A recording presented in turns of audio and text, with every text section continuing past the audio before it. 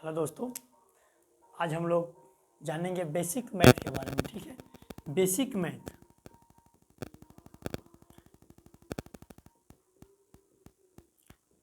Basic math यानी math को हम लोग शुरू से जानने का प्रयास करेंगे और इसके बारे में हम लोग जानकारी प्राप्त करेंगे। ठीक है, और मैथ जब हमको बेसिक चीज़ मालूम हो जाएगी तो हम कितनों से बड़े क्वेश्चन को, बड़े से बड़े एग्जाम में क्वेश्चन को उसको हम लोग सॉल्व कर सकते हैं। ठीक है, चलिए आज हम लोग इसके बारे में जानेंगे। आप सब किसी को पता है कि क्या बोलते हैं कि प्राकृत संख्या किसे कहते हैं। प्राकृत संख्या, चलिए हम लोग देखते हैं कि प्राकृत संख्या क्या है। प्राकृत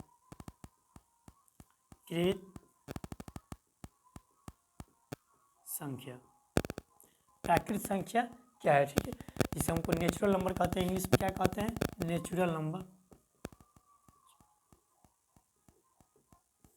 नेचुरल नंबर, इनको हम एन से भी लिखते हैं।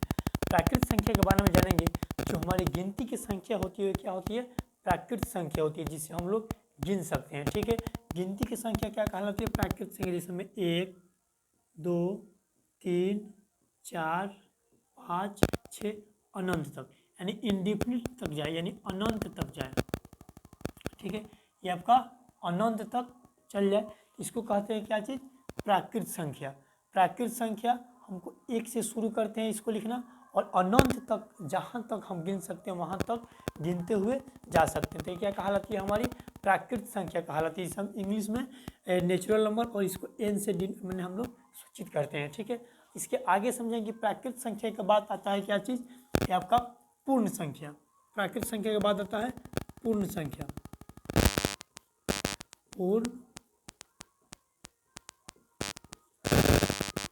पूर्ण संख्या, जिसको हम इंग्लिश में क्या होल नंबर कहते हैं। इंग्लिश में इसको होल नंबर कहते हैं। ठीक है, इंग्लिश में होल नंबर, इसको हम लोग W से सूचित करते हैं। अब पूर्ण संख्या में क्या आता है? जो हमारे पूर्ण संख्या में 0 1 2 3 4 5 6, इसको अनंत तक हम लोग गिनते चले जाते हैं। तो क्या कहलाते हैं? हमारा पूर्ण संख्या होता है। यानी हमारी जो गिनती की संख्या होती है उसमें हम शून्य को मिला देते हैं। किसको मिला देते हैं? शून्य को जब मिला देंगे तो यह हमारा क्या होता है? पूर्ण संख्या बन जाती है। ठीक है, यह पूरी जो गिनती की प्राकृत संख्या होती है यह हमारी पूर्ण संख्या होती है। मान लीजिए जो गिनती की संख्या क्या है? पूर्ण संख्या। यानी मान लीजिए किसी चीज़ को हमको गिनना है तो उसको हम 0 से तो गिनना स्टार्ट नहीं करते हैं। उसको किसी भी चीज़ को, हमारे क्लास के बच्चे को ही हमको गिनना है, कोई कहे कि चलिए उसको गिनना स्टार्ट कीजिए, किसी वस्तु के गिनिए, तो क्या उसको कहेंगे 0 1 2 3 बोलेंगे? नहीं, उसको बोलेंगे क्या? 1 2 3 4, ये मैंने 1 या मुकेश हो गया, 2 सुरेश हो गया, 3 महेश हो गया, इस तरह हम उसको गिनते हैं। ठीक, तो जो हम गिनते हैं तो उसके क्या कहते हैं? प्राकृत संख्या। नहीं, जो 1 से हम लोग स्टार्ट कर लेते हैं तो ये हमारा क्या होता है? प्राकृत संख्या हो जाती है। और पूर्ण संख्या में क्या होता है? जिसमें हम 0 को शामिल कर लेते हैं। क्या चीज़ को शामिल करते हैं? 0 को जिसमें शामिल कर लेते हैं तो यह हमारी क्या बन जाती है? पूर्ण संख्या बन जाती है। ठीक है, अब पूर्ण और प्राकृतिक के बाद में एक और आता है जिसको हम पूर्णांक कहते हैं। क्या कहते हैं? पूर्णांक संख्या।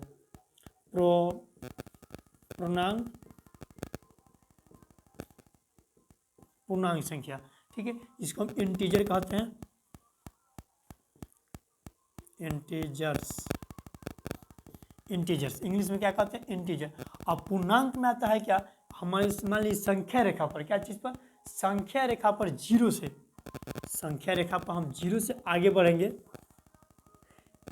1 2 3 4 5, अनंत तक हम बढ़ते चले जाएंगे। संख्या रेखा पर अनंत तक बढ़ते चले जाएंगे। और फिर इसके बाएं साइड में आएंगे तो क्या? -1 -2 -3 -4 -5, अनंत तक, माइनस अनंत तक गिनते हुए चले जाएंगे। ठीक है, मतलब संख्या रेखा के आगे हम बढ़ेंगे तो 1 2 3 4 5 करते हुए अनंत तक गिनते हुए चले जाएंगे। और संख्या रेखा का बाएं तरफ बढ़ेंगे और इसका -1 -2 -3 -4 -5 अनंत तक, अनंत तक गिनते हुए चले जाएंगे तो इसको क्या कहेंगे? पूर्णांक संख्या कहेंगे। यानी जो पूर्णांक होता है हमारा, एक होता है धनात्मक पूर्णांक और एक होता है ऋणात्मक पूर्णांक। अब मान लीजिए कोई आपसे कह रहा है, पूछ रहा है कि क्या बताइए कि जो आपका 0 है ये धनात्मक पूर्णांक है कि ऋणात्मक पूर्णांक है? क्या चीज़? धनात्मक पूर्णांक है कि ऋणात्मक पूर्णांक है। तो आप जीरो को जीरो ना धनात्मक है और ना, इसको हम उदासीन पूर्णांक कहते हैं। क्या कहते हैं? उदासीन पूर्णांक। उदासीन पूर्णांक हम शून्य को क्या कहेंगे? शून्य हमारा उदासीन पूर्णांक होता है, ठीक है। और इधर होता है क्या चीज हमारा? ऋणात्मक पूर्णांक, और ये होता है हमारा धनात्मक पूर्णांक, ठीक है। अब आगे हम समझेंगे। मान लीजिए और कोई कह रहा है क्या जो सारी प्राकृत संख्या होती है क्या पूर्ण संख्या होती है? क्या सारी प्राकृत संख्या पूर्णांक संख्या होती है? हाँ, अगर जितनी भी आपका प्राकृत संख्या है, जितनी भी प्राकृत संख्या वो आपका पूर्णांक संख्या होती है। सारी प्राकृत संख्या क्या है? पूर्णांक संख्या है। सारी प्राकृत संख्या पूर्ण संख्या है। लेकिन उल्टा पूछ दे, क्या कहे कि क्या सारी पूर्ण संख्या प्राकृत संख्या है? तो सारी पूर्ण संख्या होती है क्या प्राकृत संख्या होती है? नहीं, सारी जो पूर्ण संख्या होगी वो प्राकृत संख्या नहीं होगी, क्योंकि पूर्ण संख्या में आपका जीरो शामिल है और जीरो हमारा प्राकृत संख्या नहीं होता है। जीरो क्या होता है? जीरो प्राकृत संख्या नहीं होता है। अब पूछते क्या आपका जो सारी पूर्णांक है, जो सारी पूर्णांक संख्या है, क्या वो प्राकृत संख्या होती है? क्या पूर्ण संख्या होगी? तो मेरे दोस्तों, जो पूर्णांक संख्या होती है यह पूरी पूर्णांक संख्या प्राकृतिक संख्या या पूर्ण संख्या नहीं हो सकती है, लेकिन प्राकृतिक संख्या और पूर्ण संख्या ये सभी पूर्णांक संख्या होती है। अब आपका पूर्णांक में आपका धनात्मक भी है, ऋणात्मक भी है, ठीक, जीरो भी है, लेकिन इसमें तो जीरो नहीं शामिल है। प्राकृतिक संख्या में, प्राकृतिक संख्या में जीरो नहीं शामिल है, तो इसीलिए जो प्राकृतिक संख्या होता है वो आपका पूरा पूर्णांक संख्या होगा, प्राकृतिक संख्या पूरा पूर्ण संख्या होगा। लेकिन ये आपका जो पूर्ण संख्या होगा पूरी पूर्ण संख्या प्राकृतिक संख्या नहीं होगी, पूरी पूर्णांक संख्या पूर्णांक नहीं होगी, पूरी पूर्णांक संख्या प्राकृतिक संख्या नहीं होगी, ठीक है। चलिए, ये आपको अच्छी से समझ में आया होगा। अब हम आगे बढ़ते हैं, इसके आगे हम लोग बढ़ रहे हैं, ठीक है। इसको मिटा दें भिन्न पे। चलिए इसमें देखें भिन्न, भिन्न के बारे में समझ लेना है। भिन्न क्या होता है? तो भिन्न हमारा होता है क्या? अंश बटा में हर, यानी इसको हम भिन्न में जब आएंगे तो इसको क्या होगा? जिसमें हम मान लीजिए मिटाने के लिए इसको बाद में मिटा दिया जाएगा। इसमें आपका हो गया 4/5, 2/, आपका 6, ये क्या हो गया? आपका भिन्न में आएगा, यानी जो ऊपर वाला है आपका कम होगा और नीचे वाला ज़्यादा, यानी अंश आपका कम और हर आपका ज़्यादा होगा।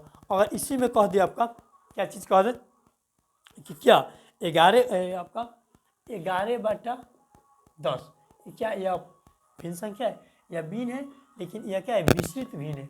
यह क्या है? मिश्रित। इसको जब भाग दीजिएगा तो 1/10 आ जाएगा, ठीक है। 1/10 होगा, मैंने एक पूर्णांक 1/10, तो इसमें पूर्णांक भी आ गया और भिन्न भी आ गया, तो क्या हो गया? यह मिश्रित भिन्न हो गया। जब ऊपर ज़्यादा संख्या रहेगी और नीचे कम रहेगा तो इसको क्या बोलेंगे? यह मिश्रित भिन्न में आ जाएगा आपका, ठीक है। और ये आपका शुद्ध भिन्न होता है, जो जिसका मान मतलब ऊपर अंश कम होता है और हर ज़्यादा होता है तो यह आपका शुद्ध भिन्न होता है, और जिसका अंश ज़्यादा और हर कम होता है तो यह किस भिन्न में आता है? यह आपका मिश्रित भिन्न में आता है, ठीक है। चलिए आगे बढ़ते हैं हम लोग, इसको मिटा देते हैं।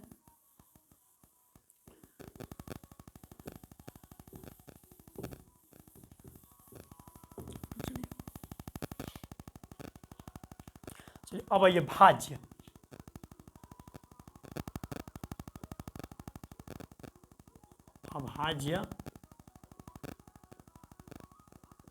अभाज्य संख्या के बारे में जानेंगे। अभाज्य संख्या क्या होता है? तो अभाज्य संख्या वैसी संख्या है जिसमें एक से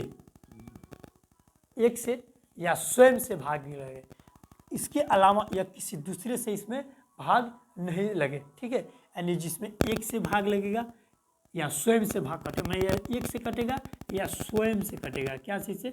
स्वयं से कटेगा। इस दो के अलावा ये किसी और संख्या से नहीं करता है। कौन? अभाज्य संख्या। ये जब भी कटेगा आपका एक से कटेगा और एक के अलावा जो खुद की जो संख्या होगी उसी संख्या से कटेगी, ठीक है। जैसे में आप देखिए ये आपका 2, 3, 5, 7, 9 नहीं, इसके बाद में 11, 13, ऐसे ही आगे चलते जाइएगा आप 17, 19। ये सब क्या है? ये सब अभाज्य संख्या है। 2, 3, 5, 7, 11, 13, 17, 19 ये सब क्या है? अभाज्य संख्या है।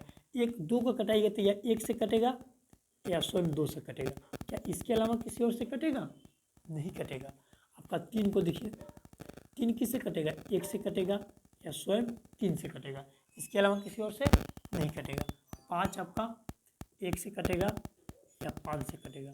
7 1 से या स्वयं से। 11 1 से या स्वयं से। 13 1 से या स्वयं से। जो एक और स्वयं के अलावा किसी और संख्या से नहीं विभाजित हो उसको क्या बोलेंगे हम? यानी अभाज्य संख्या। यानी जो हमारा अभाज्य संख्या है इसमें केवल 2 फैक्टर ही हो सकते हैं। कितने फैक्टर? 2 फैक्टर नहीं हो सकते। इसका 2 गुणनखंड नहीं हो सकता है। कोई पूछे कि क्या किसी अभाज्य संख्या के अधिकतम कितने गुणनखंड हो सकते हैं, तो किसी भी अभाज्य संख्या के अधिकतम 2 गुणनखंड ही हो सकते हैं। ठीक है, कितने गुणनखंड हो सकते हैं?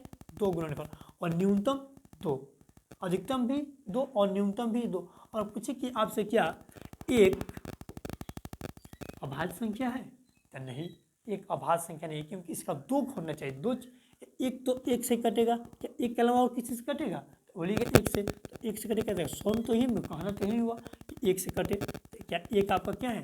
एक प्राकृत संख्या है। ठीक है, चलिए इसके बाद हम देखते हैं भाज्य संख्या। क्या है? भाज्य संख्या। देखिए अभाज्य संख्या को हम लोग रूढ़ संख्या भी कहते हैं। क्या चीज़? रूढ़ संख्या भी कहते हैं। जो हमारा अभाज्य संख्या है, अभाज्य संख्या को हम रूढ़ संख्या भी कहते हैं। चलिए भाज्य संख्या यानी यौगिक नंबर, इसको हम यौगिक नंबर भी कहते हैं। यौगिक नंबर। चलिए अभाज्य संख्या में आएंगे।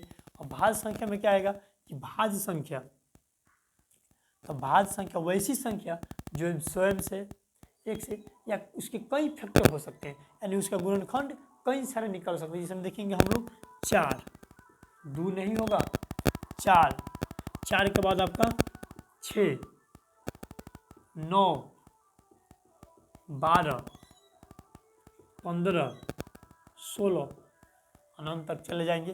अब देखिए 4 को हम कटाएंगे तो 4 के कितने फैक्टर निकल सकते हैं? 1 से कटेगा, 2 से कटेगा, 4 से कटेगा। कितने फैक्टर हो गए इसके? 3 फैक्टर हो गए। और 6 को कटाइएगा, 1 से कटेगा, 2 से कटेगा, 3 से कटेगा, 6 से कटेगा। इसमें 4 फैक्टर हो गए। 9 को कटाइएगा, 1 से, 3 से, 9 से। 12 को कटाइएगा, 1 से, 2 से, 3 से, 4 से, 6 से, 12 से। कई सारे इसके गुणनखंड हो गए ना।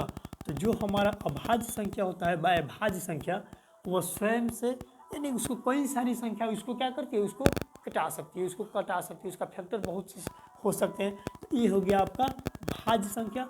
और अभाज्य संख्या में आपका होगा कि इसका स्वयं 2 ही फैक्टर होंगे, 2 से अधिक इसका फैक्टर नहीं हो सकते। ठीक है, और इसको हम भाज्य संख्या को यौगिक संख्या, यौगिक नंबर भी कहते हैं। ठीक है, ये वीडियो आपको अच्छी लगी होगी।